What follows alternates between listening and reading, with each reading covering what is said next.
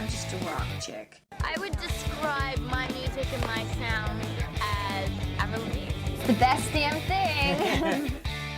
Happy New Year, and welcome back to the first episode of 2022 of the Best Damn Avril Lavigne podcast, a facts and trivia-based podcast about Canadian pop singer Avril Lavigne. I'm your host, Andrea DiFrancesco.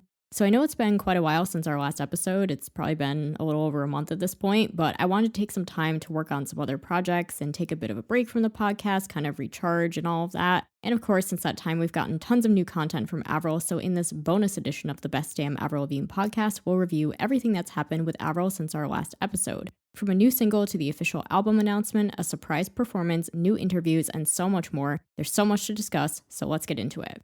So we last left off with Avril's performance on New Year's Eve for Dick Clark's New Year's Rockin' Eve, where she performed Bite Me and Skater Boy with Travis Barker. And then on January 6th, 2022, Avril appeared on Instagram Live with the radio station 97X On Air, where she revealed that the album would be out at the end of February. That same day, she also did an interview with Alt 105.1, where she revealed she would be touring in the US in the summer and that she was working on a Christmas album.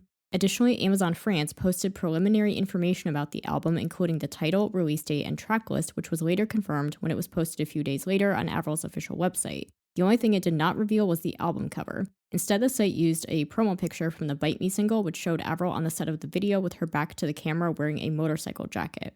On January 11th, Avril appeared on the cover of Harper's Bazaar Vietnam, where she revealed that the album was initially classic rock inspired before she took it in a pop-punk direction. The same day, she also revealed that she would be releasing a new single later that week, but did not reveal the title. She posted an Instagram story with the lyrics, "I'm a lush and I'm drunk again off another crush." She tagged the artist Black Bear, making fans believe the new single would be their collaboration Love It When You Hate Me. On this same day, a demo recording of Lights Out from the Head Above Water sessions was leaked, sung by Cara Faye, though some fans have debated the song already existed online for several years. Some fans believe Avril only covered the song, while others believe she bought the track and changed some lyrics. A longer snippet of Avril's version leaked a few days later, and the full song leaked on January 22nd. A snippet of another song called Half, also called Half Full, was also leaked. According to the seller, the track was recorded around 2009 or 2010. The song leaked in full on January 22nd. On the same day, another song leaked called Let's Get Weird. There is some debate about whether the song is from the Avril Lavigne sessions or the Head Above Water sessions. In a future episode, we'll talk more about these three leaked songs. On January 12th, Avril confirmed on Instagram that she would be releasing Love It When You Hate Me featuring Black Bear as the second single on January 14th. She also posted a short snippet of the track on her Instagram stories along with a link to pre-save the album on Spotify and Apple Music. The same day, the album cover was leaked online, showing Avril sitting on the floor in a red room holding black balloons and wearing an all-black outfit with thigh-high boots. Previous claims from industry insiders said the album was called Bite Me and that the balloons spelled out the title. However, the cover instead showed the title as Love Sux, written in a vintage punk-style font inside a heart with Avril's name. Avril officially announced the album on social media the following day on January 13th. The album is called Love Sux and will be released on February 25th, 2022. The album will contain 12 tracks, including 3 collaborations. The tracklist is Cannonball, Boys Lie featuring Machine Gun Kelly, Bite Me, Love It When You Hate Me featuring Black Bear, Love Sux, Kiss Me Like the World Is Ending, Avalanche, Deja Vu, F You, All I Wanted featuring Mark Hoppus, Dare to Love Me, and Break of a Heartache. The song links were revealed via Apple Music New Zealand, which showed Avalanche as the longest song on the album at 3 minutes and 39 seconds, while the shortest song is the closing track Break of a Heartache at 1 minute and 51 seconds. On January 14th, Avril officially released Love It When You Hate Me featuring Black Bear as the second single from Love Sux, along with a lyric video on YouTube. Additionally, the album pre-order was launched on her official website featuring autographed CDs, bundles with a Love Sux t-shirt or sweatshirt, and 2 different colored cassettes, one in red and an exclusive one in orange. The European and UK stores offered a signed artwork card instead of a signed CD booklet, as well as a third cassette in black and red. The same day, Avril also called into the Elvis Duran show for a phone interview where she revealed she was in band rehearsals for the upcoming European tour and shooting more music videos. On her studio sessions with Black Bear and Mark Hoppus, she revealed that she has never met Black Bear and that her session with Mark Hoppus was conducted via Zoom. She also uploaded another TikTok video where she encouraged fans to do the Love It When You Hate Me dance challenge and announced she would be choosing her favorite by the end of the week. The clip gained over 3 million views in 24 hours. It also showed Avril's new orange hair streaks. Additionally, she launched a subscription-based mobile app called the Love Sux Club, which features exclusive content and early access to ticket sales. Love It When You Hate Me debuted at number 96 on Spotify's top global songs chart with over 1 million streams on its first day, making it Avril's biggest debut on the chart.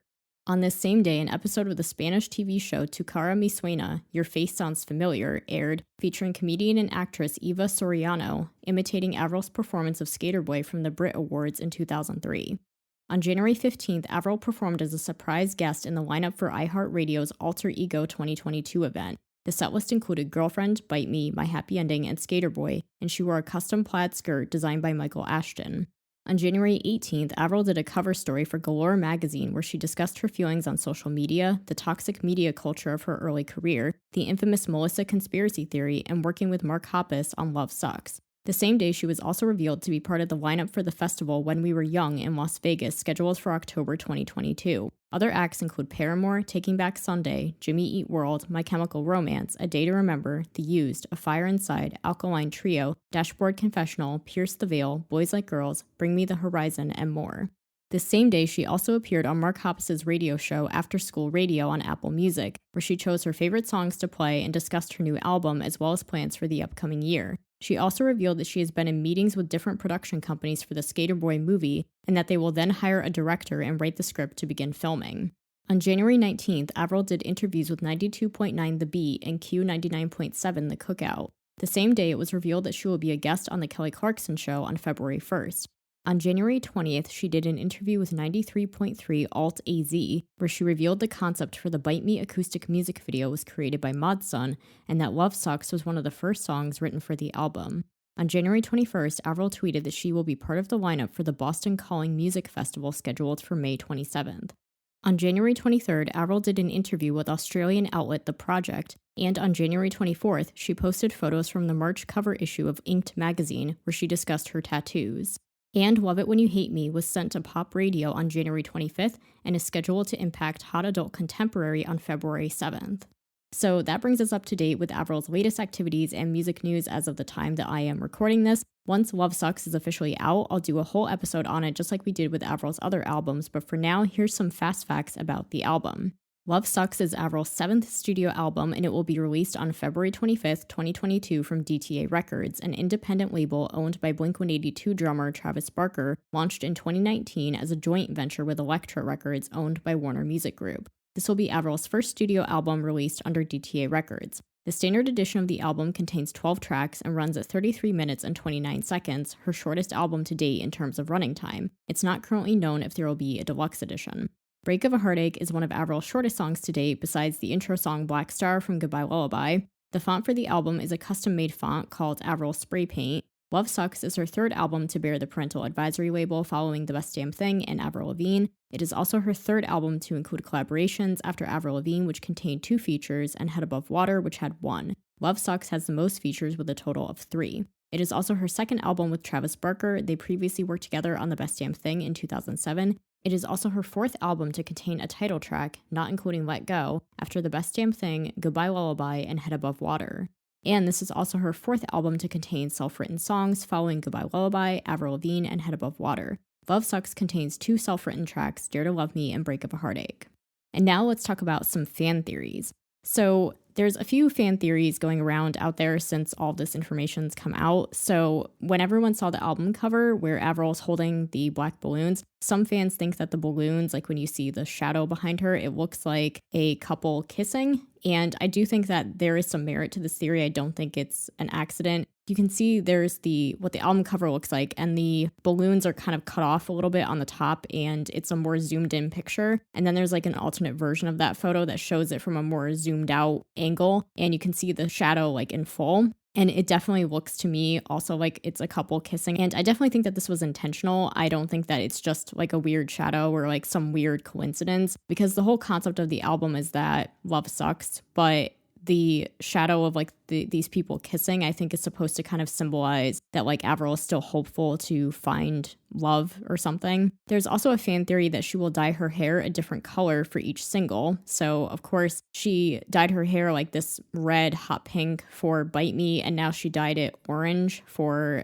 Love It When You Hate Me. So there's a theory that like a long time ago, Avril had described the album as being like a rainbow. And of course, there were those pictures from very early in 2021 where she had like rainbow hair streaks. And now, obviously, she's been dyeing her hair different colors for each single. So people think that it's possible she's kind of going in order of the rainbow, and the next color after orange, I think, would actually be yellow. But I guess because her hair is already blonde, yellow wouldn't really make sense. So some people think she might just go right to green for the next color. And people are theorizing that Boys Lie featuring Machine Gun Kelly might be the single after Love It When You Hate Me, or at least will be a single at some point. And so some people think that green is going to be the next single for Boys Lie. And then lastly, I have my own personal theory. I don't know if anyone else has thought of this theory, but it's something that I thought about, is that I think that she's being very intentional with the colors that she's choosing for her hair. I know that some people, like I said, think that she's just going in order of the rainbow, but I also think that the colors themselves like symbolize the song. So for example, I think that she chose red or like hot pink for Bite Me because Bite Me is a really angry song. Red is a really intense, angry kind of color.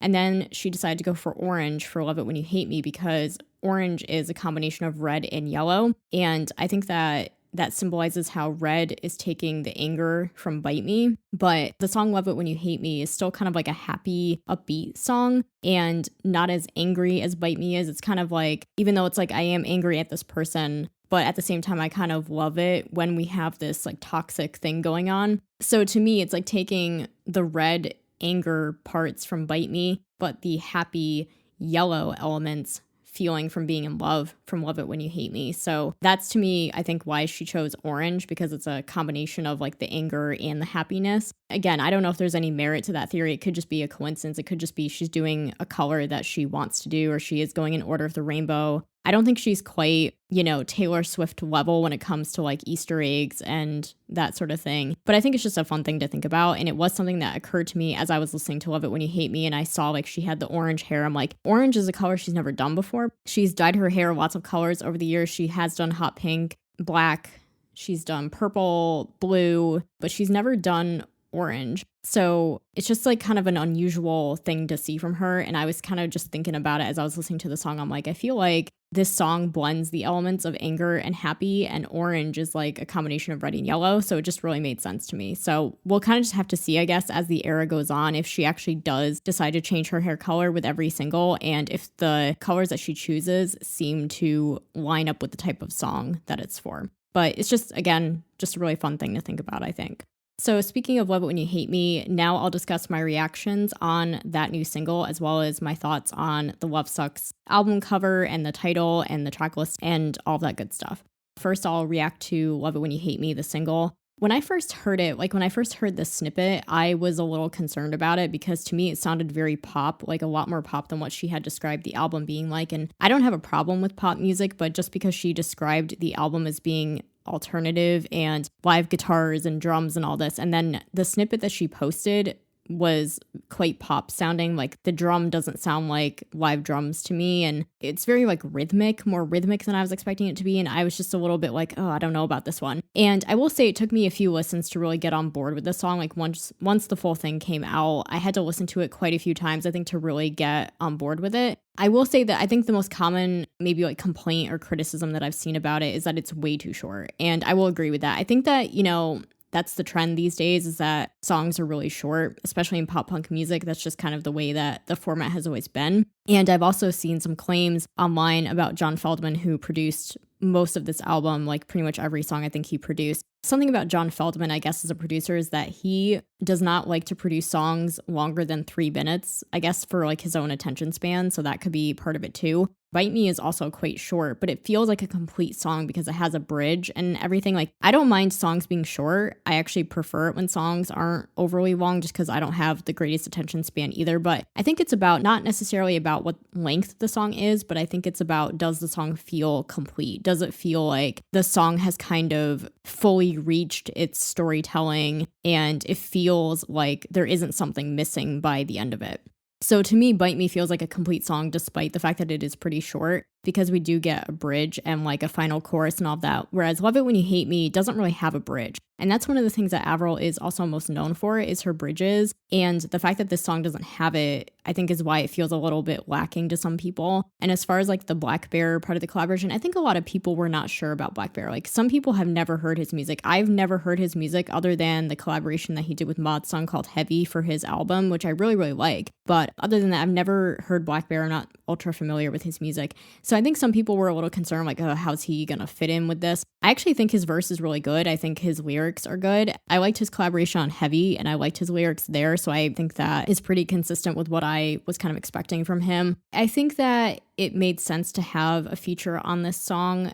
I know some people are kind of like, why is Avril doing so many features for this album? But I think it made sense for this song because I think it was necessary to have that male perspective come in. So I really like that aspect of it. Here's kind of what I think or how I feel about the song. The verses, I think, could have been a little bit stronger melodically, maybe. And I think lyrically, Avril's verse maybe doesn't give us enough detail about why is she having these problems with this guy, or why does she love it when they get into an argument. I feel like Black Bear's verse kind of explains the dynamic of the relationship a lot better. Avril's lyrics have always been kind of simple and vague and generic because I think she does that on purpose to kind of make it relatable for people, but sometimes it's so vague that it doesn't really give us the full picture of what it is she's trying to convey. So I do think in terms of lyrics, her verse could have been a little bit stronger. I think melodically the verses could have been a little bit stronger, but I think Black Bear's verse is good. The pre-chorus is kind of like, okay, it's leading up to something, and then the rhythm changes and it has this kind of like different structure to it. She did mention in an interview that the way that they approached the song in terms of the writing and the structure and all that was different. And then it gets to the chorus, which I think the chorus is the best part. I think it's one of the catchiest choruses that she's ever come up with. And she's definitely come up with her share of strong choruses over the years, but I think this is one of the most infectious choruses that she's come up with, like right up there with Girlfriend and some of her other like pop singles. It's really catchy, gets stuck in your head really easily. I also like the fact that she came up with a TikTok trend for this because I think that she could be using TikTok a lot more to make songs go viral and stuff. So I think this was a really smart idea on their part to kind of come up with a little dance for it. And I think it's just kind of like a cute song. And this one, I think it didn't impact me quite as much as Bite Me did. For like the first time I heard Bite Me,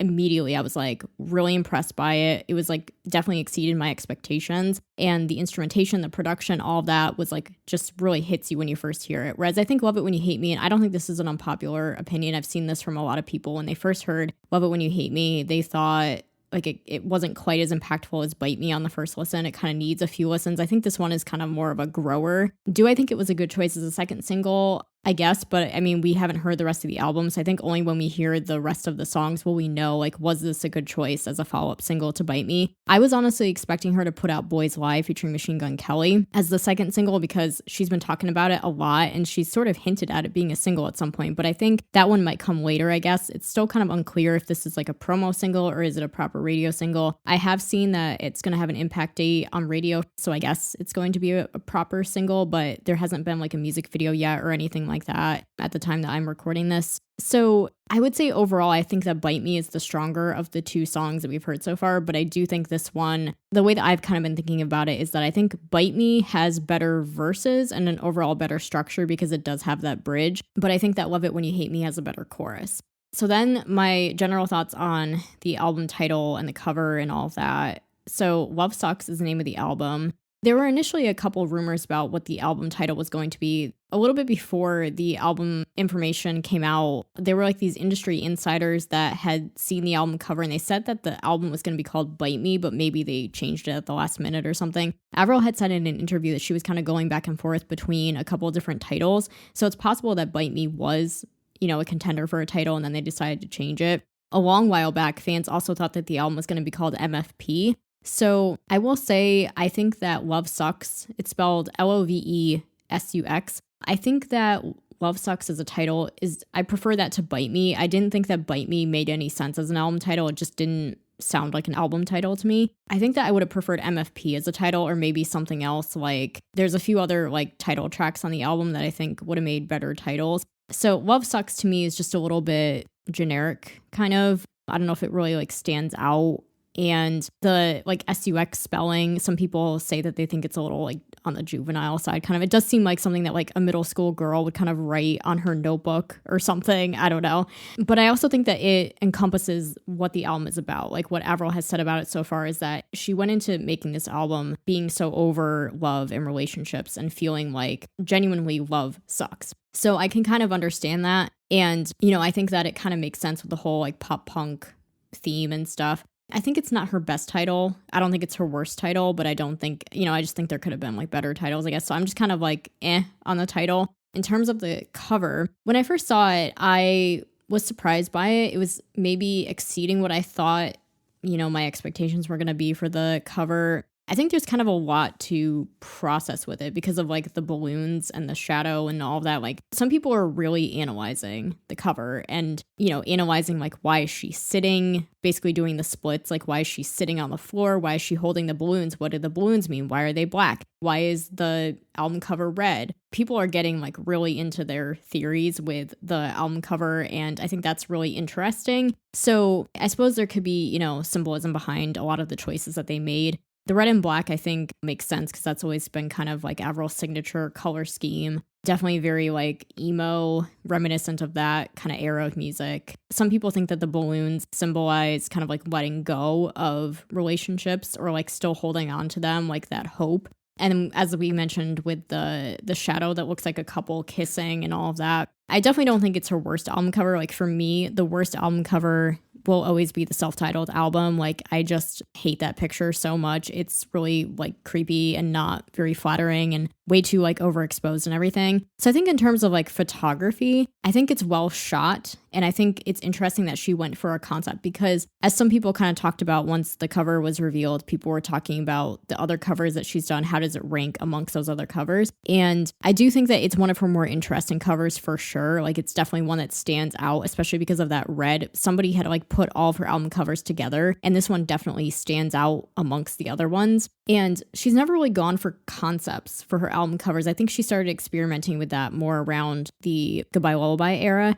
And then with Head Above Water, they kind of tried to go for a concept there. But I think a lot of people don't like the photography and the editing with that cover. So this one I think is definitely a step up from the last couple of album covers in terms of like the creativity with the concept and the photography and the editing and all of that is definitely a step above like the last couple. For me, I think Goodbye Lullaby will always be my favorite album cover. I like the sort of like nature concept and how she's like posed on top of a piano and stuff. For me, I think that's just always going to be my personal favorite. But I think that, I'd probably rank Love Sux somewhere in the middle. Like I don't think it's her best cover, but I don't think it's her absolute worst, like far from being the absolute worst. Like I said, I like that they went with something different than what she normally does this time and that they kind of tried to elevate it and raise the bar a little bit this time. So in terms of the track list, we're only going to get 12 tracks. And like I said, the lengths were revealed via Apple Music New Zealand. And with those 12 tracks, it comes out to a little over 33 minutes. So some people are complaining that the album is really short. But I think that, given how short pop punk songs are and songs in general are these days, it was kind of not unexpected that it was going to be a pretty short album. To me, 33 minutes is okay. I do think that considering how many songs she said they wrote for the album, they wrote like 30 songs and only a dozen make the cut. I definitely think and hope we're going to get a deluxe edition at some point. I think the deluxe edition is going to come maybe a few months after the initial album to kind of like rack up sales again and add value to the album because it's hard to sell albums these days. And I think that it's becoming more common these days for artists to release a deluxe edition a few months later so that they can kind of give the album a second life. And people are basically forced to kind of stream the album twice or buy another copy to hear the extra songs. So I really think that we're going to get a proper deluxe edition from her this time, like not just including the acoustic version of Bite Me, but also, a few other songs that didn't make the cut. Like I'm hoping maybe we get like 6 bonus tracks where it's like 3 acoustic versions of songs and then 3 new songs or something like that. That is a little bit disappointing that we could have maybe gotten something more like 15 songs instead of only 12, especially because I know some people are disappointed that the last track, Break of a Heartache, is less than 2 minutes long. But I also think that length doesn't determine quality. I know some people like to feel like they're kind of not like getting their money's worth out of it, but sort of that concept, that line of thinking. Like if we waited so long for this album or like we're going to spend money on it, we're going to spend time listening to it, it needs to feel like a complete album. It needs to feel like we really got something out of it. So I kind of do understand that school of thought. But to me, like I said, I don't have the greatest attention span when it comes to music and stuff anyway. So for me, it doesn't really bother me that it's only 33 minutes. And, I think we just kind of have to wait and see, how do these songs pan out? If they're mostly lacking bridges and they're like really, really short and they just don't feel like they've reached completion, then I will agree there that this could have been longer. This could have felt more like a complete record kind of. But we'll just kind of have to wait and see, how it sounds when we hear the full album. So I don't mind the track list, but I do agree we probably could have gotten a few more songs. But I honestly really think that we are going to get a deluxe edition at some point with more tracks. So that brings me to my next point, which is that the day that the album was announced, they put up a bunch of stuff on Avril's website, a bunch of like merch and stuff that you could order. They haven't put the album on vinyl yet, but I think that's because the factories are kind of backed up with like other artists putting out vinyls and stuff. So I do think at some point they'll probably release vinyls because they have released vinyls of her other albums. So I'd be really surprised if they didn't do vinyls for this album. But they did put out cassettes, which I was really surprised about because I don't think she's put out cassettes in a really long time. And I think it's cool that there was like there's like a few different designs that you can get with different colors. But the main thing that she put out was autographed CDs. At least for the US store, they had autographed CDs. And then for overseas, they had autographed cards instead of the actual CD booklet. And the autographed copies of the album sold out really, really fast. Like I think it was within an hour or two. And they only released like 2,000 copies, I think, but they sold out really, really fast. I saw somebody post a link to her merch site within like the first 30 minutes of it going up. I was really surprised that they were even offering autographed albums because she's never done that before. And I was like, I better get on this and order this right now or else it's going to sell out. Like if I wait, it's going to sell out. And I'm really glad that I did. I managed to get one copy of the autographed album. I almost thought about ordering a second one and that maybe I would do like a giveaway or something on my podcast page, but I was like, I don't know. So I just decided to do the one copy. So I'm really happy that I was able to get an autographed copy because I know so many people wanted to get one and they sold out really quickly. And I hope that they will put out more autographed copies because there's so many fans who want one. And honestly, releasing only 2,000 is not nearly enough for the demand that there is for it. And there's a lot of like scalpers putting them up for like absurd prices on eBay and stuff. And it's really a shame when there's like genuine fans who want the album. I don't know if they're going to put out more autographed copies. She would kind of have to do them in batches, I guess. I just know that like there's so many people who wanted one that weren't able to get one. So I feel really fortunate that I was able to get even just one copy. And I'm really happy to have it because I don't have any autographed Avril albums in my collection. So I'm really happy to finally have one.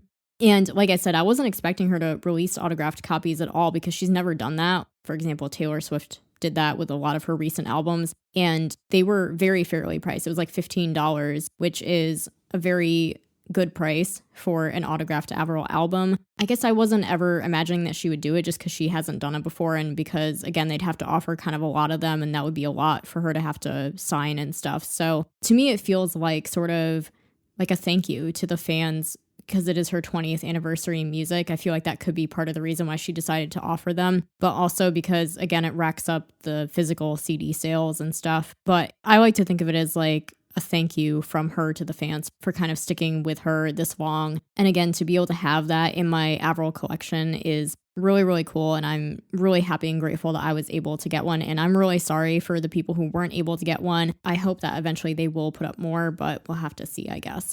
The next thing that I would like to talk about is the Skater Boy movie because Avril's kind of talked about it a couple of times recently. So I think I touched upon it briefly in our last episode, but I'll kind of like talk more in depth about it here with what we know so far. So basically a little while ago in an interview, Avril mentioned that she was going to be making Skater Boy into a movie. What's interesting is that back in 2003, Paramount Pictures had sort of plans to turn Skater Boy into a movie and then something about it fell through and it never happened. So I think it's really interesting that now, like 20 years later, Avril has decided that she wants to make Skater Boy into a movie. I think that she probably got inspired because Mod's son makes movies and he's a director. He directed the acoustic music video for Bite Me and stuff, and he did Downfall Highs for Machine Gun Kelly. He's directed a bunch of other music videos and stuff. So he has directing experience, and he's done some other kind of movie that I can't remember the name of right now, but it's an actual movie that's going to be coming out also with Machine Gun Kelly. So I think that that's probably where Avril got the idea, is probably from him to start making movies and stuff like that.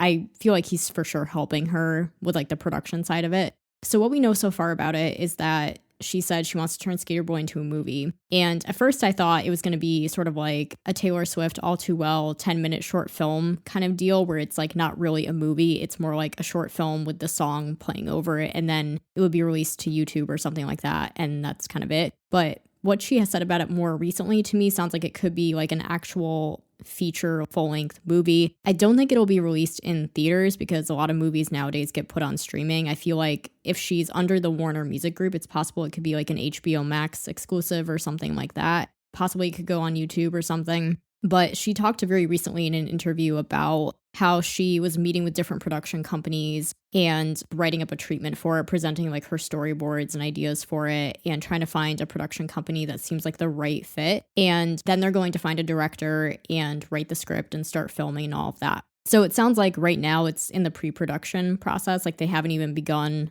the writing or filming or anything like that. A lot of people were thinking that it would be ready to coincide with the 20th anniversary of Let Go. Doesn't sound like that will happen. Because it takes a long time to film movies and stuff. So she would have had to start filming it like a year ago for it to be ready this year, I think. But regardless of when it comes out, I'm really curious to see it. I think it's a really cool idea. I'm a little apprehensive about it only because of the fact that it's 20 years after the song came out, which I think is fine for from a nostalgia perspective, and like the fact that it is her 20th year in music and she's trying to clearly do a lot of stuff to celebrate that. But I think just because a lot of people are concerned about how will this age in today's world.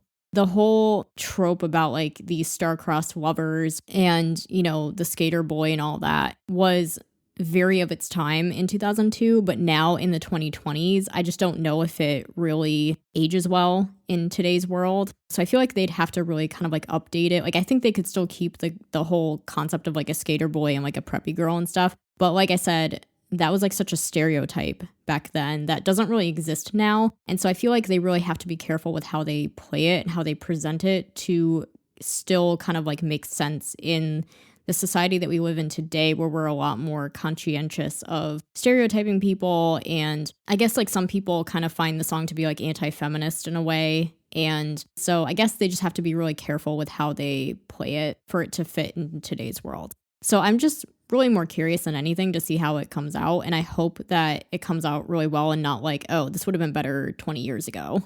But regardless, I'm really happy to see Avril taking big steps like this and kind of branching out and thinking outside of the box, because I feel like for so long she's kind of been stuck creatively. And so to see her thinking about music in new ways and sort of trying to use different avenues to create projects, I think is just really refreshing to see. So that brings me to my last point, which is just my overall thoughts on all the content that we've been getting so far this era, how I think the era is going, the way that Avril seems to be right now. And I've kind of touched on this before with some of my other episodes, but I just kind of wanted to reiterate it here. So I think that the era started a little bit messy, like all of 2021, when she kept giving us different timeframes about when we could expect music. But now that we know that she didn't have a label at the time and she was kind of trying to find one, I think that that's the source of where all this confusion came from, where she was probably just operating based on what she knew at the time. She was trying to find a new management, a new label. And so I think once she had all that sorted out and once she announced that she signed with DTA, it was like the ball got rolling and everything from there has been smooth sailing. Once the release of Bite Me happened, it seems like everything has been going really, really well and really smoothly, which has not really been the case with the last few albums. Like she kept having label problems and they would like delay her album because they wanted like a different type of music on it and all that. And I think that you can see how much it really affected Avril and her attitude about her career. And it just really showed that, you know, she was not passionate anymore about music. And I don't think we can really blame her because she was being told constantly how to run her own career and like what kind of music to make. And it was so the opposite of what she wanted to be doing. So I don't think we can really blame her for sort of like when she would perform or do interviews, she just seemed like so like she would rather be anywhere else. Like she didn't care and she could not be like less enthusiastic about the whole thing. Contrast that with this era. It's like night and day, the difference in like how she is, like her entire like aura and essence is so completely different than what it was even like an album or two ago. I definitely think that DTA is the perfect fit for her, like record label wise. She has talked many times about the passion that she feels being around people like Travis Barker and Matson and John Feldman, MGK, Youngblood, like all these people that are in her circle that are part of her world that get her musically. and that they're just letting her do her thing. And I think that's all she's wanted. Like, she's kept saying over and over again that this is the record that she's wanted to make for a really long time. And I think that you can really see that. You can see that it's like a return to her roots. It's the kind of music that she grew up listening to, that she has always wanted to make. She's working with people that she's admired, like Travis Barker and Mark Hoppus, like these people that she herself grew up listening to, and now to be peers with them. And with it being her 20th anniversary in music, I think that you can just tell that she feels like home again. Like, she feels like this is where she belongs. She's found her niche. I think that for a long time, because she was told by record labels that, nobody wants to hear electric guitars and drums anymore. Nobody wants to hear this kind of music anymore. I think that she didn't know what her musical identity was anymore. She didn't know where she fit in the pop music landscape anymore, especially with new artists coming out like Taylor Swift, Adele, Ariana Grande, Katy Perry, all those people. It was like she didn't know where she fit in. And she was like trying to fit in by making songs like What the Hell and Here's to Never Growing Up and Rock and Roll, but they just didn't really land. They didn't really stick. The fans could kind of tell it was a little bit disingenuous on her part. I think she could feel that. And I think for a long time, like I said, she was just creatively stuck. And she was sort of in this box. She didn't know how to adapt for today's modern musical landscape. And now with the resurgence of pop punk with like Olivia Rodrigo, Youngblood, Modson, MGK, all these artists coming out, and there is now like an appreciation for this kind of music again, I think that Avril has found her footing again. And the outfits have been really on point. Like, it's so much her style with like the plaid skirts and the combat boots and all that. It's so much her style, but sort of like a little bit elevated. And I can appreciate that the music that she's done so far, we've only heard 2 songs, but it's pop punk music. It's very her, like very Avril sounding, but the production is not dated, which I think a lot of us were worried that the production was going to sound a little of its time. But having John Feldman at the helm of it all, I think was absolutely the right choice. Like, he has helped her modernize her sound. And I think that that has made all the difference as well. The way that she is in interviews, we know that she has always hated doing interviews for some reason. She's really shy, I guess. She doesn't like kind of being put on the spot, and sometimes interviewers ask weird questions. But it seems like she's really like genuinely enjoyed doing interviews, especially with people that she's known for a long time. She's really passionate about what she's talking about. She's really talkative. She's really likable. She seems genuinely excited and passionate for like what's to come. And we haven't honestly seen her like that probably since the Best Damn Thing era. So I can just say, from the perspective of somebody who's been a fan of hers literally since the beginning of her career and has really like followed her closely for at least a decade or more, for somebody who's stuck with her through, the good eras, but also through the bad eras, I feel like this is the era that Avril and her fans have been wanting for a really long time. And a lot of the problems that she had in her career for the last several years with like poor management, controlling labels, these pop hits that she didn't really want to be making, I feel like she saw those issues as well, and she worked to rectify them and get a new team around her. And like I said, getting this fresh energy around her with people who actually get her, who understand her, who want her to be who she is, has absolutely made all the difference. So I'm really excited about everything that's to come. Even if I'm just kind of like, yeah, it's a good album, but not my favorite, whatever, I won't really care that much. I'm just glad that she seems like she's in a good place, and that like this is the Avril that we all fell in love with. And we weren't sure if we were ever going to see her again. And I'm really happy that everything just seems to be adding up. Like, all the stars are aligning right now, with it being her 20th year in music. And she seems like she's getting the recognition and the appreciation that she has frankly always deserved, but never really got. All these younger artists who say that she's like an inspiration to them, all these younger kids like discovering her music, the 20th anniversary of her career with the Hollywood star on the Walk of Fame, the Skater Boy movie. It's just a lot of really exciting things to come that are celebrating who Avril Lavigne is and the fact that she is an iconic artist. Like, her fans have always known that she is an icon, but now people are finally starting to recognize that. So I think it's just a really exciting time to be a fan. Like, this is the reward for all of us who stuck by through the difficult eras that, were underwhelming. This is like our time now as fans, and it's really exciting. So I'm just really happy and excited for Avril, and really excited to see what's to come from her this year. And of course, I'm really excited to hear the album, which comes out on February 25th. So I think that concludes this edition of the Best Damn Avril Lavigne podcast. Be sure to subscribe on your favorite podcast platform so you never miss an episode. If you enjoyed this episode, tune in next time, where I'll be diving back into our usual format with a special episode you won't want to miss. Join me again next time on the Best Damn Avril Lavigne podcast. The Best Damn Avril Lavigne podcast is hosted, produced, and edited by Andre DiFrancesco. Theme music is HD and Lights by J. Powell Flicks. Follow the latest podcast news on Instagram at bestdamnavrilpod or email bestdamnavrilpod@yahoo.com.